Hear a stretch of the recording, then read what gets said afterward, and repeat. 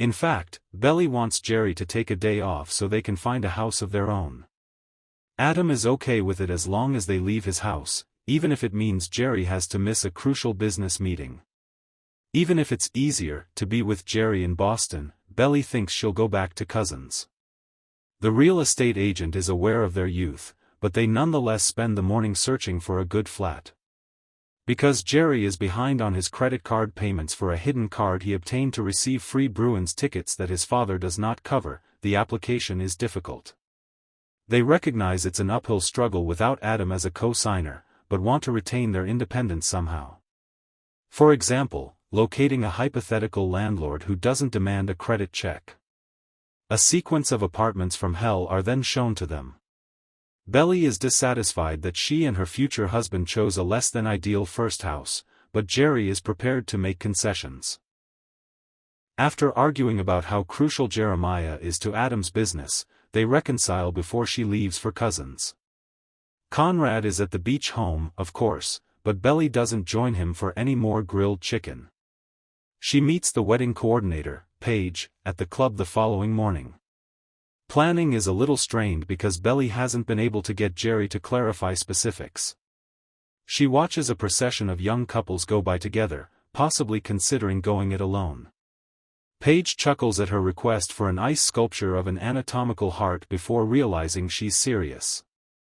Belly doesn't particularly like several of Paige's recommendations, such as having her mother burn candles throughout the ceremony. When Belly calls Jere at work, she confesses that she is reconsidering the club and the 100 RSVPs from strangers. On her wedding day, she doesn't want to witness a sea of strangers, but Jere advises her to focus solely on him. Thinking of it as a storm they survived together, she gives in once more. After he hangs up, he discovers that Denise and Steven have both been invited to the lavish wedding. Jere observes the other interns flirting while stating that the dress code is yacht formal. The fact that Kayleigh, Adam's affair partner, is assisting with the wedding is brought up once more.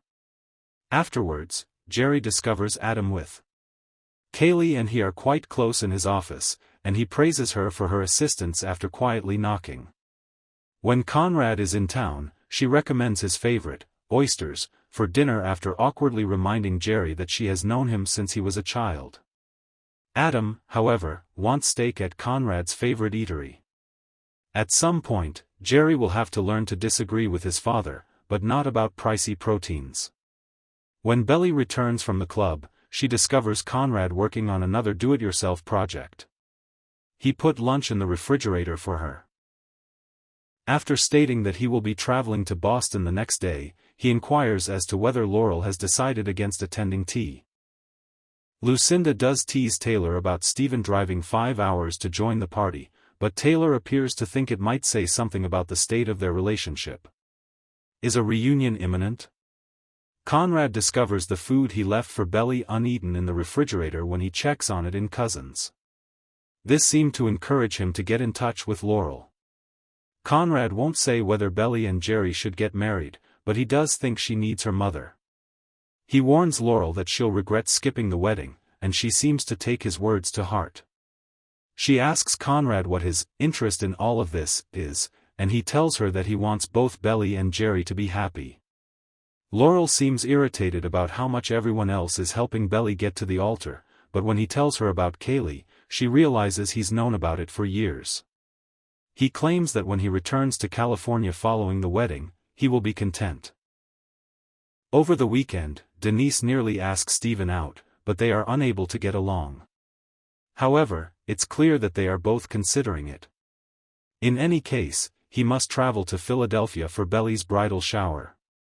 On Saturday, though, Denise still surreptitiously visits his home to make a business pitch. She wants to collaborate on his video game and launch a firm with him. However, they would violate their internship agreement if they did this, which Denise acknowledges is difficult. However, she believes they would work well together. He concurs. Taylor's efforts to make her shower seem unique have thrilled Belly. Every acquaintance she has, including those from college, is present. Anika, her roommate, and her former neighbors. Mom, too. Yes, Laurel shows up out of the blue and gives Belly a tearful hug. Despite her disapproval of the wedding, Laurel seemed to realize that continuing to protest will only hurt everyone. Belly receives a stack of stationery bearing her new name, Isabel Fisher, from her neighbor during the celebration. She acknowledges that she wasn't going to alter her last name and is a little taken aback by the sight of it. Just before Steven enters and is traumatized, Lucinda presents her a provocative lingerie set after that sobering gift.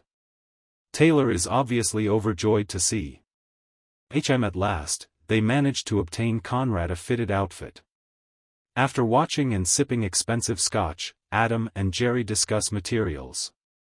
Despite his best efforts, Jere is unable to capture Adam's interest when Conrad is present. They learn on the way home that Laurel has ultimately made up her mind to go to the wedding. Jere's attempt to introduce Conrad and Anika sparks a conversation about Adam's current girlfriend, Kayleigh. Surprise,